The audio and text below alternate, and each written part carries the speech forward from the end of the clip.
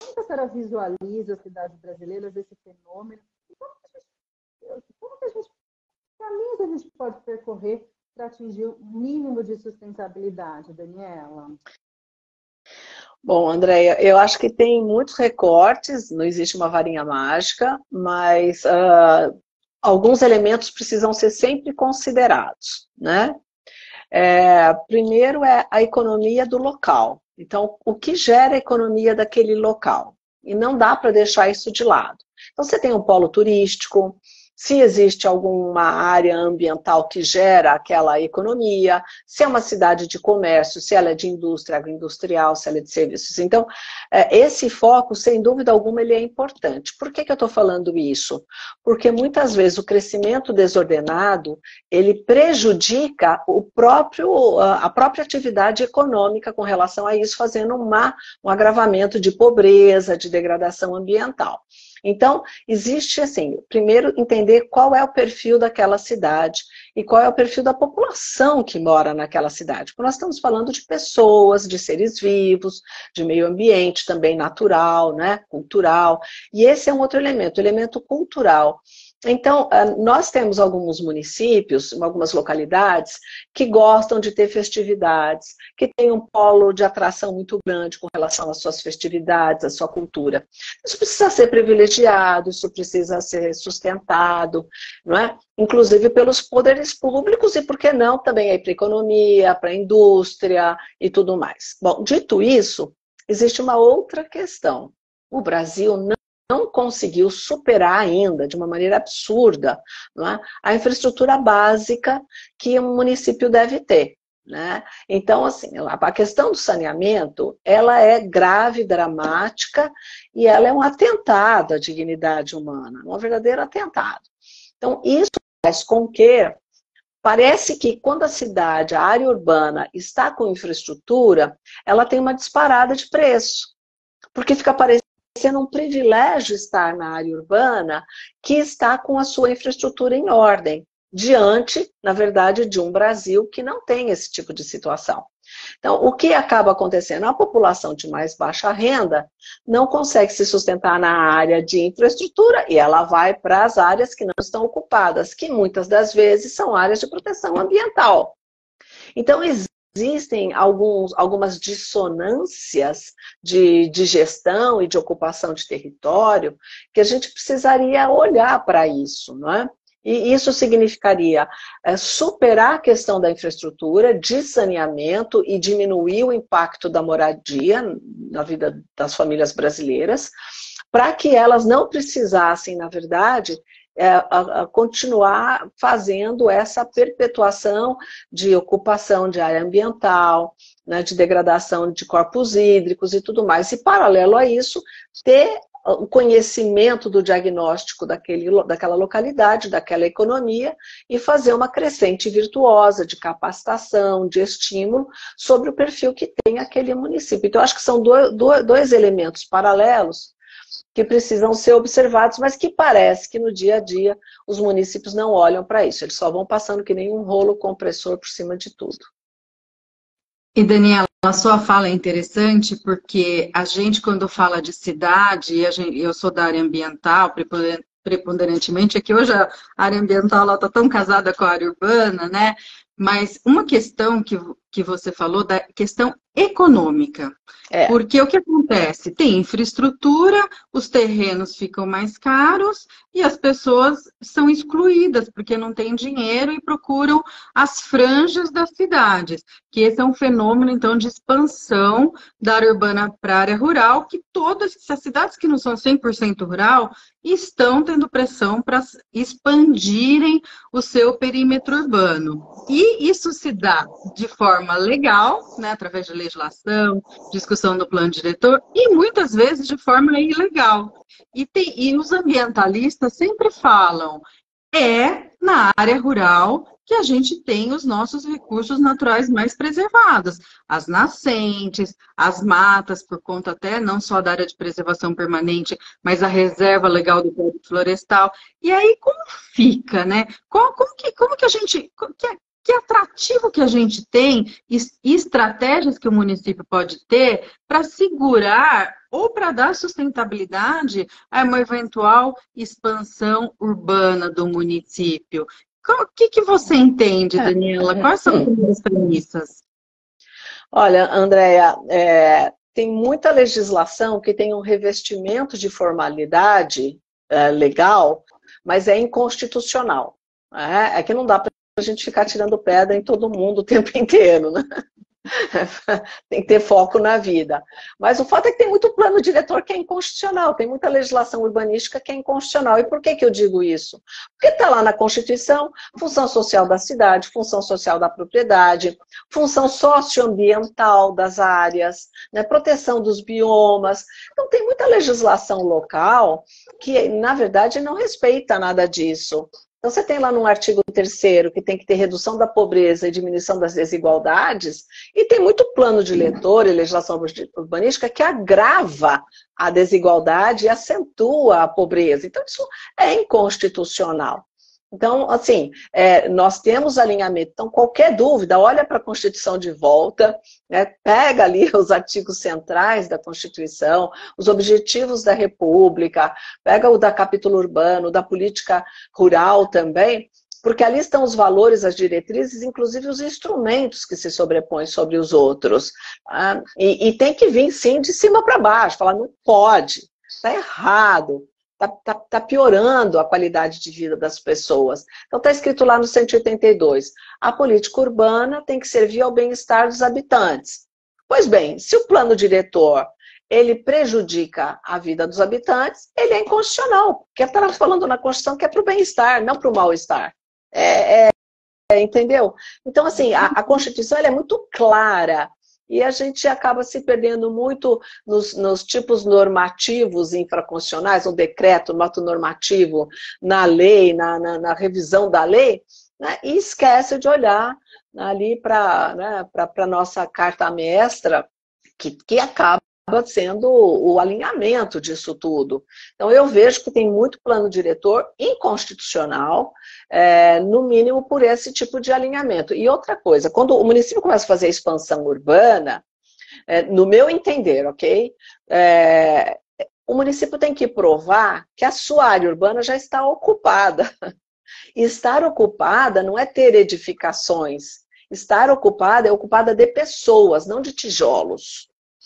Então, nós temos notícia, inclusive pelo próprio mercado imobiliário, que tem muitas capitais de estado pelo país que estão desocupadas nos seus edifícios entre 40% e 60%. Olha o número. Então, assim, vai querer expandir a área urbana, no perímetro urbano? Então, queridão, faz o seguinte, faz o diagnóstico, me prova que você não tem áreas e vazios urbanos aqui. Ah, mas não é meu, mas é antigo. Então, vamos fazer aqui, para fazer uma legislação de retrofit, vamos fazer uma recomposição urbana, vamos reconfigurar o quê? Mas essa coisa do expandir permanentemente o território, para mim é um contrassenso. E para finalizar, né, de volta lá ao 182, desenvolvimento urbano não é crescimento quantitativo. E essa é uma neura dos gestores. Eles acham que, bom, então temos que se desenvolver, temos que ter mais. Não, tem que ter mais qualidade de vida. Tem que achar qual é o seu ponto ótimo, né? Qual é a sua curva ótima de desenvolvimento. Então, desenvolvimento não é crescimento quantitativo. E o município não precisa expandir o seu perímetro para ter qualidade de vida, mesmo que desagrade a alguns. Daniela, você está me remetendo a uma questão, eu também tive a oportunidade de fazer mestrado em urbanismo, né? E uma das discussões que a gente percebe quando a gente estuda a história do urbanismo, o urbanismo e os urbanistas no Brasil vieram antes, quando a gente fala de planejamento das cidades. Então, o plano diretor, se a gente pegar os primeiros planos diretores da cidade, quem que faz? Ou uma empresa contratada, ou a equipe da Secretaria de Urbanismo, de Planejamento, são arquitetos, engenheiros civis, com uma visão que às vezes própria, importante, mas que não nem sempre internaliza outras políticas públicas relevantes, como a questão ambiental.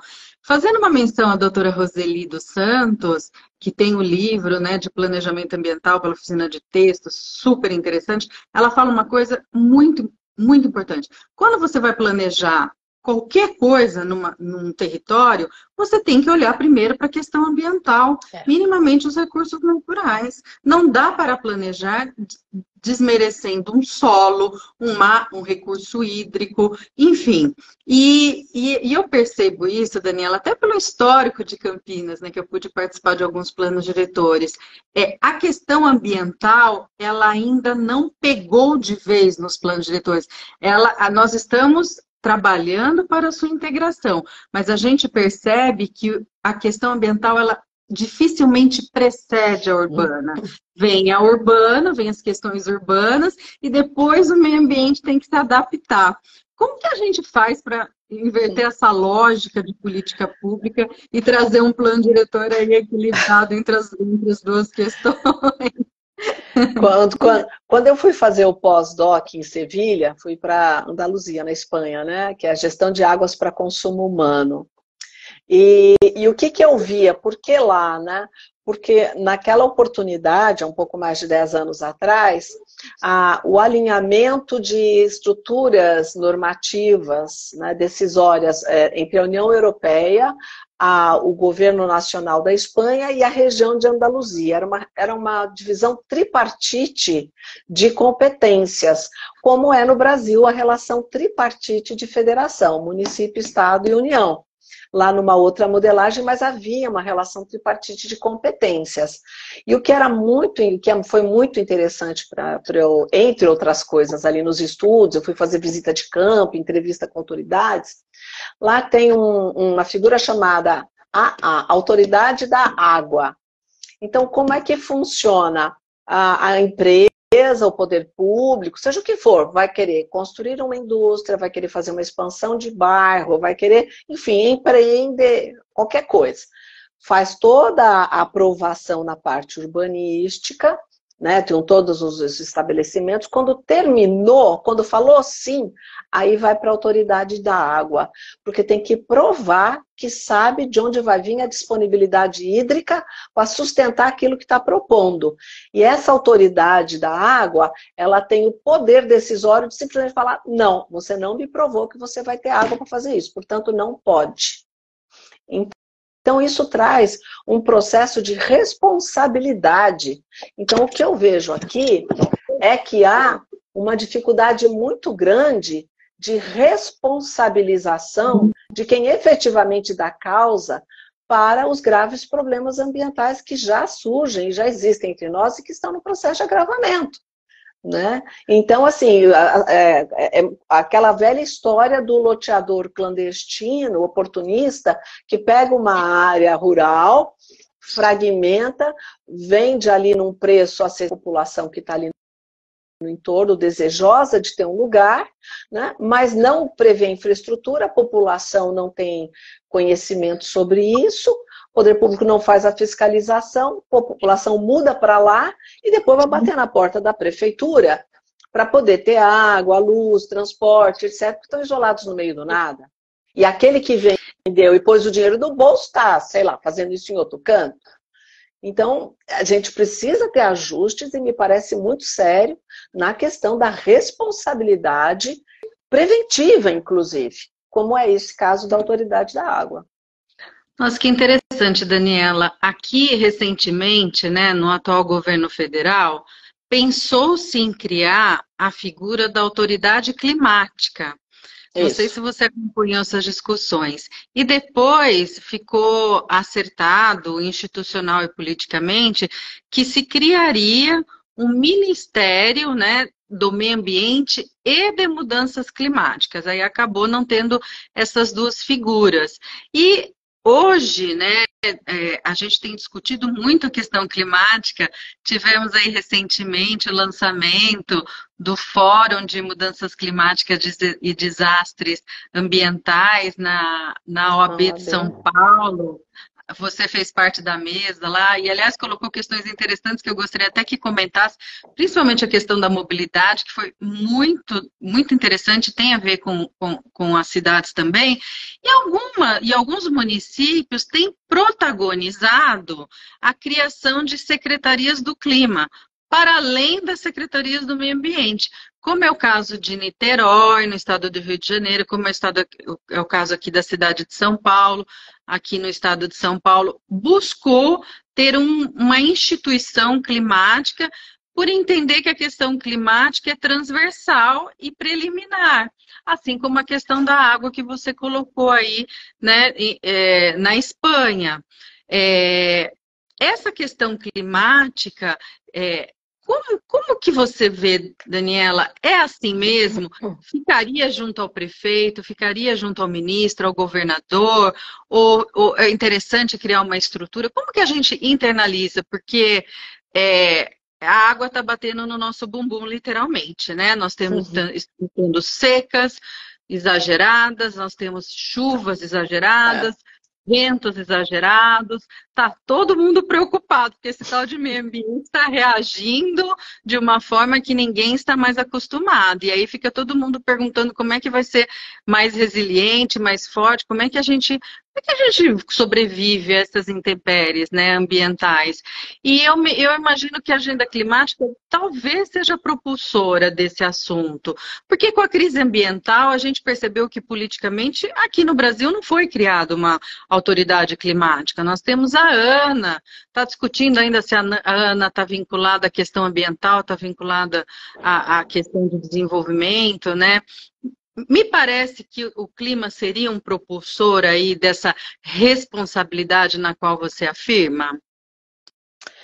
Bom, acho que são muitas coisas que você está trazendo, Andréia. Então, vamos lá. A questão de gestão, né? Eu vejo com uma forma muito reducionista, reduzir uma Secretaria de Meio Ambiente ao meio ambiente natural. Eu acho que esse já começa um grande erro de gestão. Né? Então, o que acaba acontecendo? Você encontra secretarias de meio ambiente pelo país todo focados em meio ambiente natural.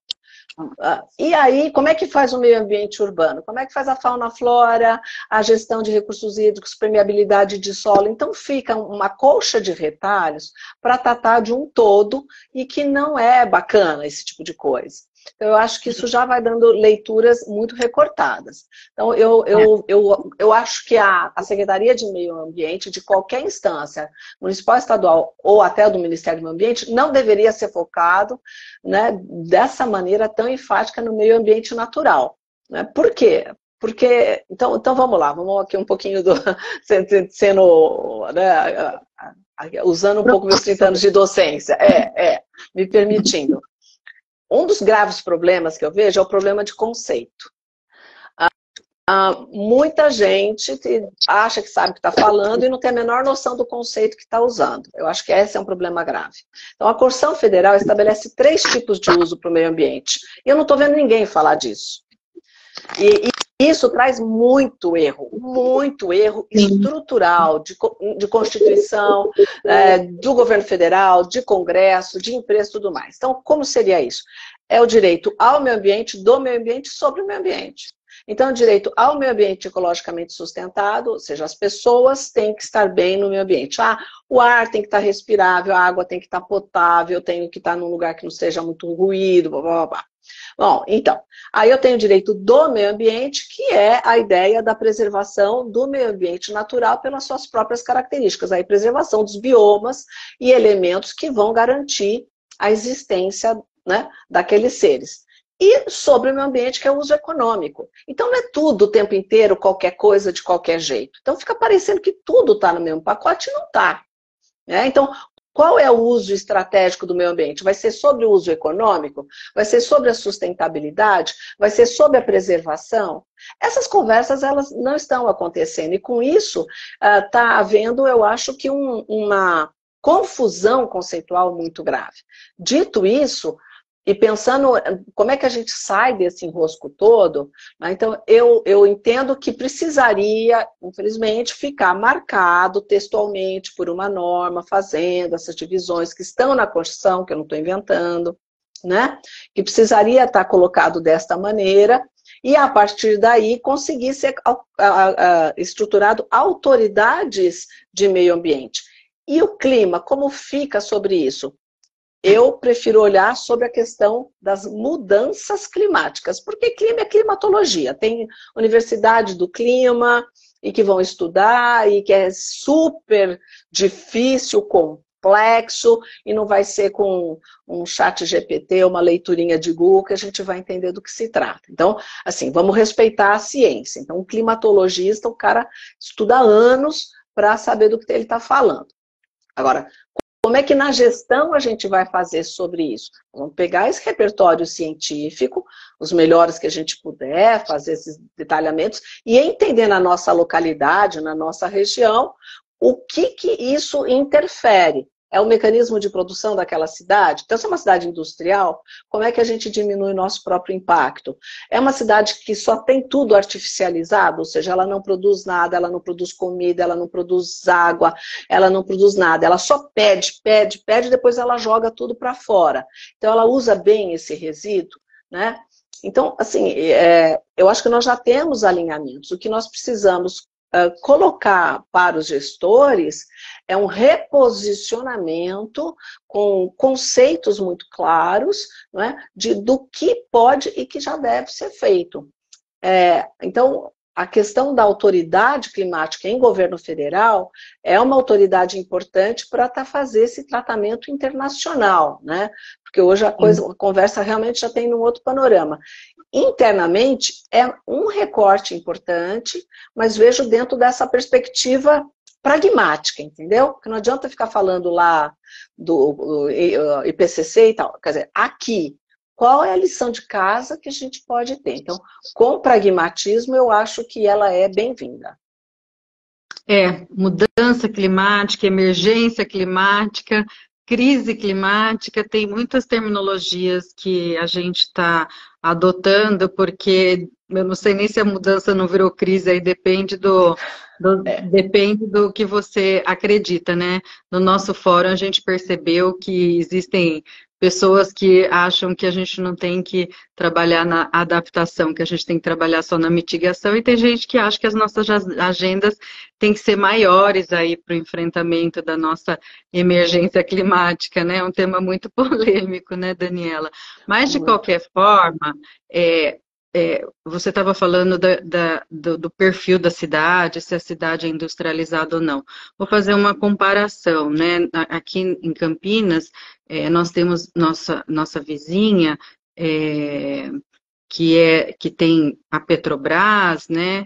E Paulínia.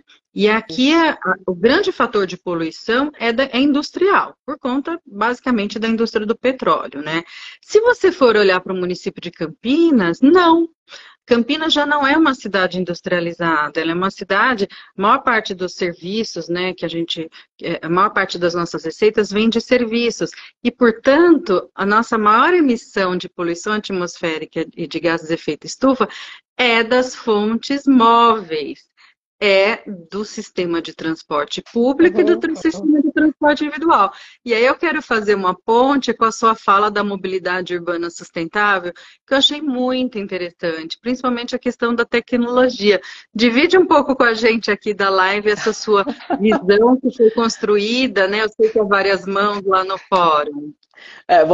Vamos ver se eu resgato aqui a caixinha. Mas, de toda forma, eu acho que é importante pensar sobre a questão da mobilidade, ou seja, quanto mais as cidades estão se expandindo e há uma tendência de agigantamento do tecido urbano, tanto que nós temos muitas regiões metropolitanas, já macrometropolitanas. Então, essas distâncias para serem superadas pelas pessoas no seu dia a dia, em muitos casos, ela é absolutamente impossível.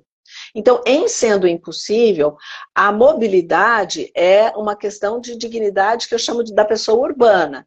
Por quê? Porque se ela não tiver uma forma de se locomover de forma motorizada, ela não vai conseguir atender minimamente, ou seja, o estudo, ou o trabalho, o atendimento com relação à saúde, ou outros serviços, em função das distâncias. Dito isso, então, na questão motorizada, nos veículos motores, sejam coletivos ou individuais, os municípios e as regiões, elas precisam pensar estrategicamente sobre sua matriz energética. qual é a matriz energética do transporte motorizado. E nós já temos alguma cartela de opções para pensar sobre isso. O outro ponto é pensar em rotas lógicas a esse respeito. E não só amplia a via, tapa buraco, amplia a via, tapa buraco, e a cidade parecendo um canteiro de obras, né? Então, assim, quais são rotas lógicas para serem feitas na cidade para também diminuir esse tempo? Deve-se pensar também que as pequenas regiões dentro da cidade, elas têm que ter uma certa autossuficiência, de maneira que as pessoas também possam se locomover sem ser de forma motorizada. Então, de repente, a pessoa pode pegar uma bicicleta, a pessoa pode querer ir a pé. Então, é bem provável, como eu comentei ali naquele dia, né, que muitos de nós, eu sei por mim, que já aconteceu isso muitas vezes, não percorram um trecho pequeno que poderia ser feito a pé, eu não faço e vou com um veículo motorizado, com carro, sei lá, com Uber, com outra forma, porque a calçada é impossível, né? Então, a calçada está esburacada, ou aquela via ela está mal iluminada, que me causa tamanha insegurança. Não é preguiça, é insegurança, é dificuldade física. Então, enfim, aí imagina quanto de emissão de poluentes, gases de efeito estufa são emitidos de maneira desnecessária se nós prestássemos mais atenção na calçada. Então, uma coisa que é importante resgatar é a função social da calçada, né? A calçada, ela tem uma função estratégica, não só de o carro subir, para entrar na propriedade, ela é, na verdade, de deslocamento pedestre, e ela poderia ser muito mais palatável e tornar nossas cidades mais humanizadas também, porque as pessoas caminham a pé para fazer seus deslocamentos, ou então, eventualmente, aí com bicicleta. Então, acho que tem muito trabalho para a gente fazer na parte de mobilidade, trabalho no sentido importante, possível, já, real, que poderiam, não dá para fazer na cidade inteira, mas dá para fazer nos bairros. Então, vamos fazer primeiro nos bairros essas políticas, depois a gente vê como é que integra, né, e vai trazendo um processo mais, não só acolhedor, mas menos poluente, né, com menos pegada, com menos impacto. Então, eu acho que é um enfrentamento que vale a pena. Vale mesmo, estou me lembrando das lições do direito constitucional, que é o direito de ir e vir. Nós temos direito de ir e vir. Só que, de fato, pela falta de infraestrutura urbana simples, que era calçada, que antigamente as pessoas colocavam até suas cadeiras nas calçadas. Ainda no interior tem isso, principalmente no Nordeste, né, que as pessoas gostam muito de se socializar. As pessoas colocavam as cadeiras parcialmente na calçada ou no quintal, né, na frente da casa, para se comunicar, para olhar as pessoas e tudo mais. Mas eu concordo, Daniela, em muitos lugares, não é só em Campinas, não é só no Brasil, eu estive recentemente na Colômbia também. Qualquer lugar que você vá da América Latina, a calçada ela está perdendo força e a gente é obrigada a caminhar no meio da rua, ou no meio eu não digo, mas quase no meio da rua, porque não cabe pessoas na calçada, porque ou a calçada está ruim, ou ela está curta, ou ela está suja, ou ela tem algum tipo de lixo, de fato. E aí, quando você fala do fator mulher, porque nós mulheres temos ainda uma outra preocupação, que não é só a mobilidade, a preocupação da segurança, né? Então, também tem iluminada, tem gente, enfim. Essa questão do resgate das pessoas andar e ter lugares que não são tão ermos, que não adianta só colocar uma câmera de vigilância. A câmera vai olhar o crime e vai atestar. Mas como você evita evita esse delito? Colocando pessoas na rua. Né? Então é uma questão de cidadania grave. Se você falou de calçada, parece bobagem, mas não é. É fulcral no sentido da mobilidade, né? E outra coisa que já existe em vários lugares, mas ainda não está disseminado da maneira que deveria, são os aplicativos do transporte público, em que as pessoas vão acompanhando em tempo real em que momento chega o seu transporte que ela está esperando e se ele está cheio ou não. né? Então não é uma coisa do futuro, é uma coisa presente, já existe há vários anos. Então por que não tem todos os municípios a implantação disso? Isso traz muito menos vulnerabilidade, principalmente para mulheres, para crianças, né? Para situações ainda que ficam mais isoladas e às vezes em partes da cidade que são mais perigosas realmente. Então, pessoal, e até pela própria perda de tempo, porque o tempo que se perde no trânsito é perda de tempo da vida, né? Que não serve para nada, serve para nada. Então, o tempo de deslocamento é perda de vida. Saiu um estudo, eu fiquei chocada. Agora, que o brasileiro chega, o brasileiro de uma cidade grande, não de uma, mas de alguma cidade grande no Brasil, chega a perder 1 mês por ano no transporte. Nossa! 1 mês por ano no transporte, para se deslocar no seu cotidiano. Então, algumas são 20 dias, outros são 25, mas tem alguns que chegam a 28, 29 dias numa estimativa de ano. Então, olha a perda de vida que a pessoa está tendo, porque o planejamento da mobilidade ainda não está olhando para quem está se transportando, para como está se transportando. E eu não estou falando que é fácil, mas eu estou dizendo que nós ainda não usamos todos os recursos que estão à nossa disposição para poder melhorar. Então, para a gente dizer que não tem jeito, primeiro a gente tem que fazer toda a lição de casa. Depois de fazer toda a lição de casa, é que a gente pode poder dizer, não, realmente, a partir daqui não dá para melhorar muito mais, mas a gente ainda não fez. Então, eu acho que esse é algo a olharmos de frente para melhorar, né? Que é uma vida indo embora. Sim, claro, o tempo, né? O tempo, a gente perde qualidade de vida, a gente deixa de estar com a nossa família. E quando a gente fala em grandes centros urbanos, é pior ainda, porque os deslocamentos levam horas.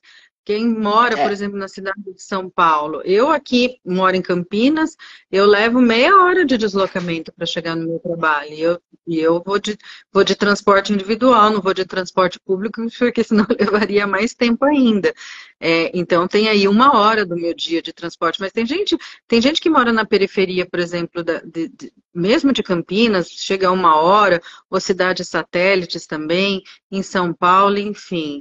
É realmente complicado. Mas você sabe que isso não é só uma questão de cidades grandes. Eu conheço cidades pequenas que a pessoa sai do seu bairro, tem que ir para a parte central para fazer a troca de ônibus para ir para o seu lugar de destino.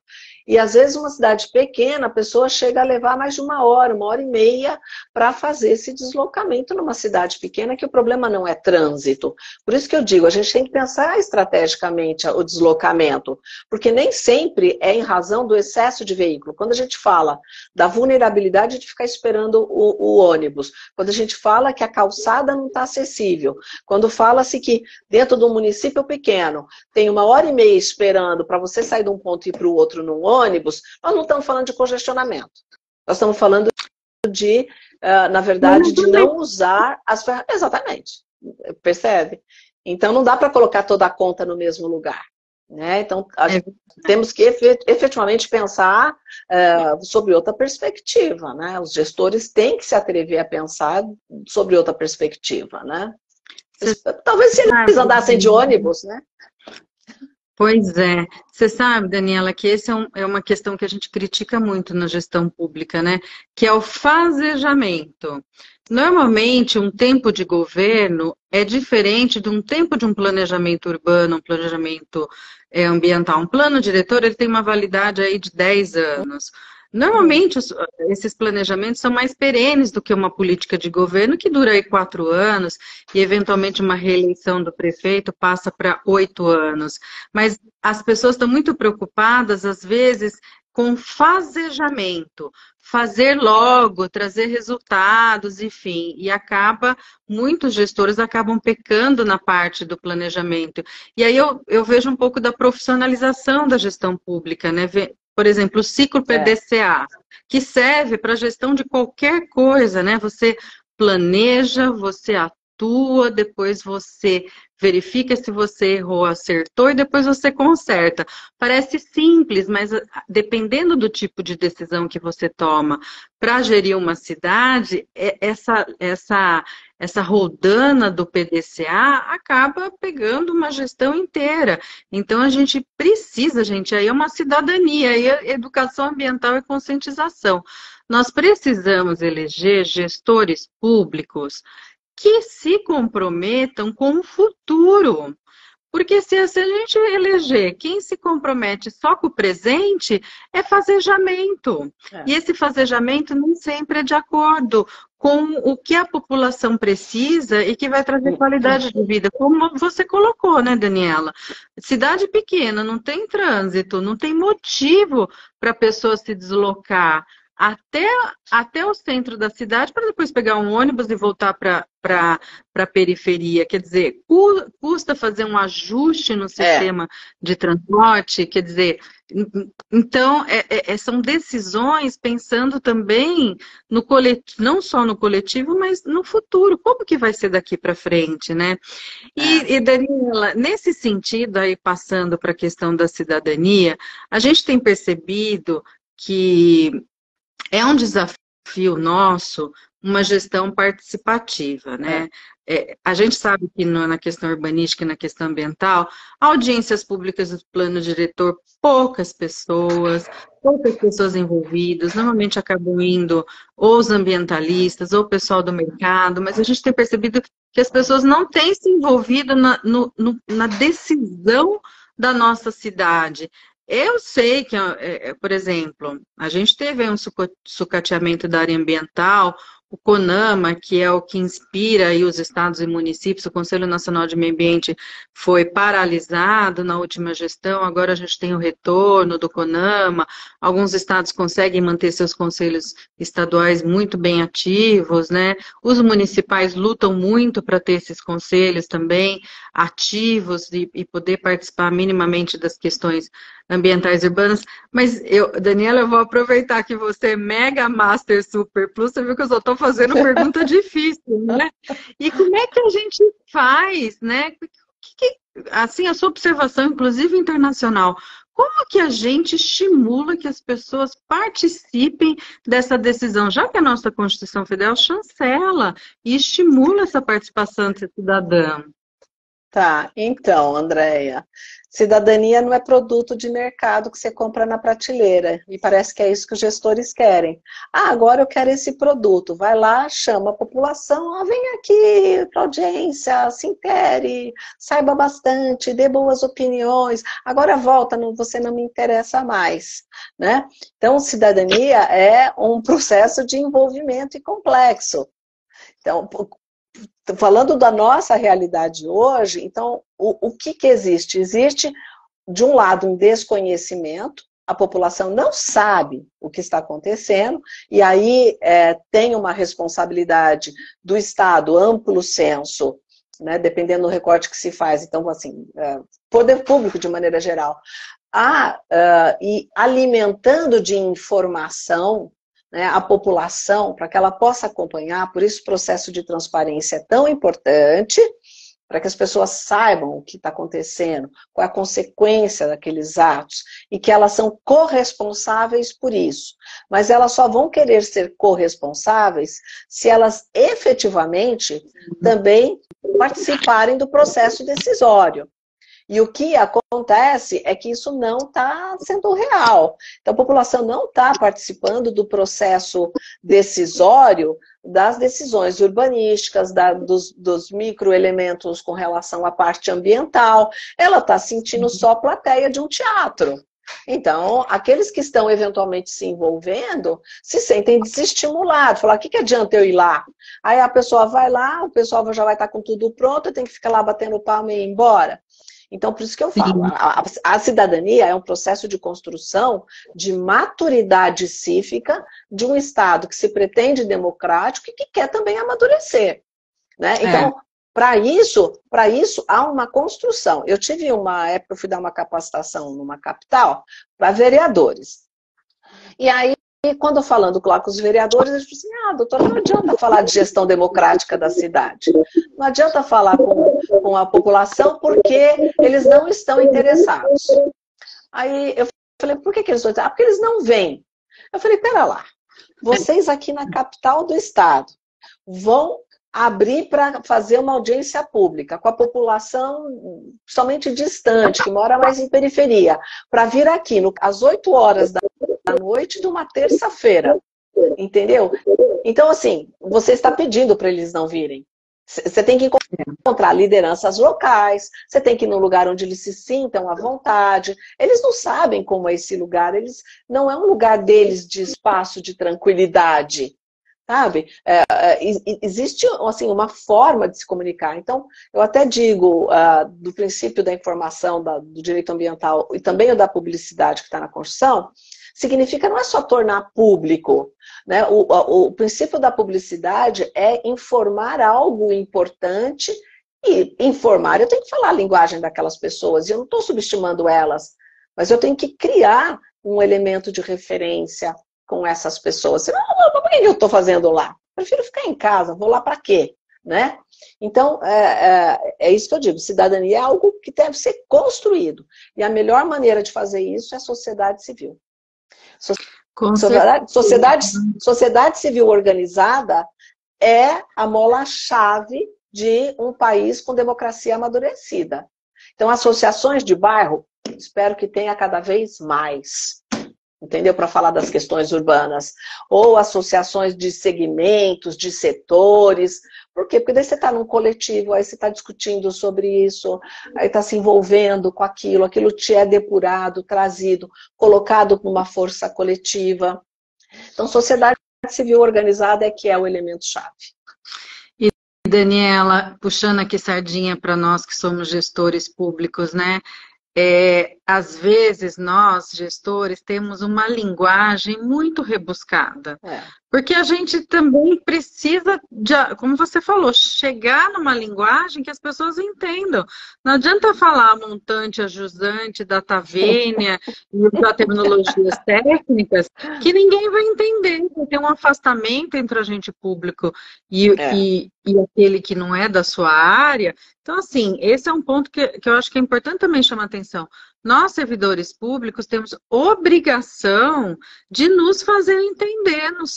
Não é a comunidade que precisa entender a gente, né? Nós temos que ter a tecla SAP, o translation, né? E porque também nós não entendemos tudo, nós entendemos a nossa área. Mas imagina se eu for participar de uma audiência de uma questão de inteligência artificial. Eu não entendo nada disso. Se a pessoa não tiver esse preparo, né, para falar sobre isso, né, é complicado. Vou fazer uma menção aqui a Cláudia Esmeriz, que é a presidente do Conselho Gestor da APA aqui de Campinas, que está aqui com a gente, e ela está falando, precisa mesmo ser empoderada, aí fazendo coro com a Daniela, no sentido de empoderamento, né, Cláudia? Com certeza. E a gente tem essa obrigação, né? Mas eu concordo com você, a audiência para inglês ver, simplesmente formal, assina a lista, contribui e vai embora, de fato desestimula aí a participação cidadã. E esse é um desafio nosso. Eu acho que um dos maiores desafios do gestor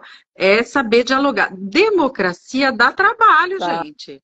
Não é fácil não, porque você tem que se desvestir da sua tecnicidade, você tem que se propor a explicar, dialogar, ouvir, enfim. Dá trabalho, mas traz um resultado a longo prazo. Às vezes não é imediato, né, Daniela? Mas é a longo prazo, no sentido da gente trazer as pessoas para trabalhar com a gente. Bom, nós estamos aqui quase no final, faltam ainda 10 minutinhos para a gente fechar a nossa live, e eu só faço pergunta difícil para a Daniela. Eu não vou deixar de fazer uma pergunta que eu acho que é crucial, porque envolveu o litoral paulista, mas pode envolver qualquer cidade, né?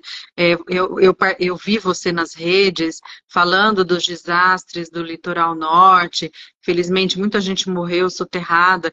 Isso envolve a questão urbana, porque lá tinha muita ocupação irregular nos morros. Isso envolve a questão ambiental, porque muita mata atlântica, né? Está sendo cada vez mais aí vilipendiada. Vide o último movimento do Congresso Nacional para flexibilizar a legislação, tanto do Código Florestal quanto da Mata Atlântica. Quer dizer,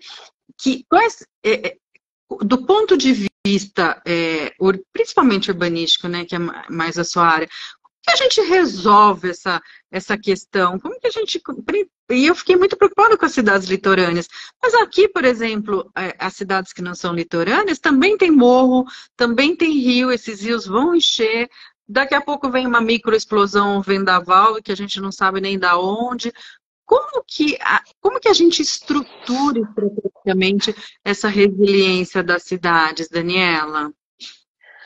Olha, Andréia, é uma atuação múltipla, né? Então precisa ter uma força, uma vontade política e uma estratégia para abordar. De toda forma, uma coisa que nós não falamos até agora, que eu acho que a gente precisa colocar no nosso pacote, né, de resiliência urbana, ambiental, é a questão de profissionais técnicos dentro do poder público.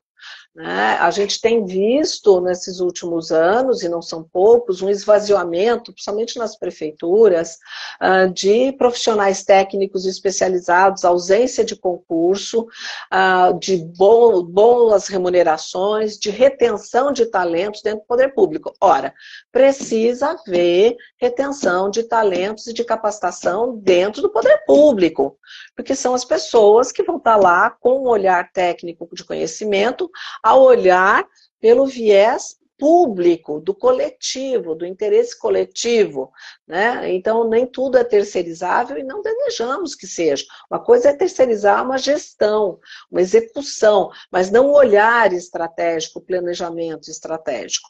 E, para mim, eu acho que falta isso, porque falta a fiscalização atuante capacitada, né?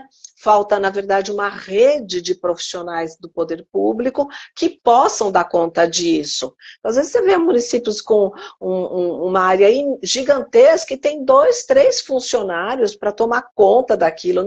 Não é possível esse tipo de coisa. Então, existe uma questão quantitativa. Então, os municípios precisam ter profissionais capacitados, concursados, para estarem adequadamente prestando serviços de fiscalização, orientação, coordenação territorial, segmentada e tudo mais. Então, essa é uma coisa fundamental. A outra é ter instrumentos, um repertório de instrumentos para atuar no preventivo e no corretivo. Então, a situação de São Sebastião do Litoral Norte, que era algo, se não com data marcada, mas dentro de um campo de possibilidades e probabilidades, sim, né? Do que aconteceu lá, então você tem que entrar com um processo de mediação urbanístico-ambiental. Porque não adianta só retirar todo mundo de um lado, cimentar do outro. Isso não, porque a natureza não está nem aí, né, para a vontade do prefeito, nós bem sabemos disso. Então tem os profissionais capacitados fazendo um processo de análise, né, dessa mediação. O que significa essa mediação? Quais são esses coletivos populacionais que muitas vezes são caiçaras, que estavam ali? Eles vão querer ser deslocados 30 quilômetros de onde eles nasceram, o avô, o pai, o trisavô, naquela região, pescadores, sabe? Isso para mim é um crime. A pessoa, ela não se vê, ela faz parte daquele meio ambiente. Então, nós que somos mais seres urbanos, não podemos tratar com essa falta de empatia e consideração aquelas comunidades que se sentem absolutamente integradas dentro da natureza. Então, nós precisamos também trazer respaldo para que elas consigam, e a forma de viver delas é tão boa quanto a nossa ou qualquer outra, respeitadas essas situações. Né? Então, eu acho isso, eu acho que são os profissionais, eu acho que esse é um excelente caminho, estabelecer processos preventivos e corretivos, né? E de rapidez e criar redes de apoio. Essas redes de apoio poderiam ser funcionadas muitas vezes com o governo do estado, que tem uma visão mais macro, que retém diagnósticos mais complexos, que às vezes o próprio município não tem. Então, acho que essas redes de apoio podem facilitar de agravamentos maiores, de perdas maiores e até de processos de prevenção. Com certeza. Você sabe que a questão da retenção de talentos aqui, que a Carla, nossa colega lá do Departamento de Licenciamento, até comentou, achou bem interessante, porque é uma logística, né? Tem uma questão nacional, logística eu digo institucional, porque tem a questão nacional, que é a reforma administrativa. O último texto da reforma administrativa era desprivilegiando o agente público concursado, aumentando sobremaneira os comissionados. Eu, particularmente, não tenho nada contra a servidor comissionado, muito pelo contrário, o governo precisa trazer uma certa quantidade de servidores comissionados para fazer valer a política pública de governo que está lá, mas precisa ter um staff perene, que é o servidor público concursado, capacitado e que conhece o histórico, porque a gente sabe que um servidor público bom demora para se formar, né? Até ele conhecer a realidade, até ele se especializar e tudo mais, do meio ambiente, da saúde, da educação, do planejamento urbano, demanda tempo até ele entender um pouco a dinâmica daquele município, para além da formação dele, né? Para além da graduação, além da faculdade. E quando você fala de retenção de talentos, é uma coisa que os prefeitos não prestam atenção, Daniela, que é o plano de cargos. Toda empresa tem um plano de cargos. Como é que eu subo na carreira? Porque isso é importante também para reter cargos. Claro. E muitos prefeitos, como estão preocupados com o fazejamento, não estão preocupados com o futuro, com a retenção daquelas pessoas, essas pessoas ficam pouco tempo no serviço público porque não ascendem na carreira, não sobem, né, verticalmente ou horizontalmente, estudando, tendo títulos, experiências, prêmios, etc. Aí o que acontece? O mercado vai lá e capta, ou ele vai prestar concurso num outro ente que vai remunerar melhor ou que tem plano de carreira melhor. Eu acho que esse é um ponto que muitos prefeitos esquecem. O plano de além do concurso, o plano de cargos, né? Então, eu também, lembrando aí um pouco, porque eu sou servidora pública, a gente acaba presenciando aí muitas atitudes nesse sentido, né? O que eu acho é que, assim, existe nas prefeituras muito atividade meio, né?